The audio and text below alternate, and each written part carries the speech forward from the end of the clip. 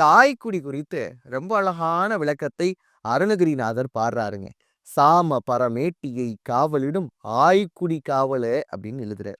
இந்த சாம பரமேட்டினா என்ன அர்த்தம் தெரியுமா? பிரம்மன் என்ற அர்த்தம். இந்த உலக மக்களுடைய தலையெழுத்தை எழுதக்கூடிய பிரம்மனுடைய தலையெழுத்தை எழுதியது யாரு? முருகப்பெருமான். ஒரு முறை பிரம்மனிடம் பிரணவத்திற்குரிய மந்திரத்தினுடைய அர்த்தத்தை கேட்கிறார். பிரணவ மந்திரத்தினுடைய அர்த்தத்தை கேட்கக்கூடிய நேரத்துல பிரம்மன் எனக்கு தெரியலன்னு சொல்லு, இதுவே தெரியாம நீ எப்படி படைப்பு தொழிலை மேற்கொள்ளலாம் என்று கேட்ட முருகப்பெருமான் அவரை சிறையில் அடைக்கிறார்.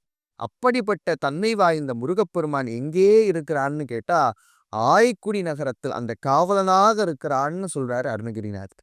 சரி, இந்த ஆய்க்குடியில் இருக்கக்கூடிய முருகனுக்கு என்ன பேரு தெரியுமா? பாலசுப்பிரமணியர்னு பேர்.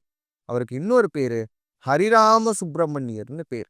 இங்க இருக்கக்கூடிய அந்த தீர்த்தத்திற்கு பேர் என்ன தெரியுமா? அனுமன் தீர்த்தம்னு பேர். இங்க இருக்கக்கூடிய முருகப்பெருமான் குழந்தையாகவே காட்சியளிக்கிறதுனால குழந்தை வரம் வேண்டக்கூடிய தம்பதிகள் கண்டிப்பா வணங்க வேண்டிய திருத்தலமா ஆய்க்குடி திருத்தலத்தை பார்க்கிறோம்.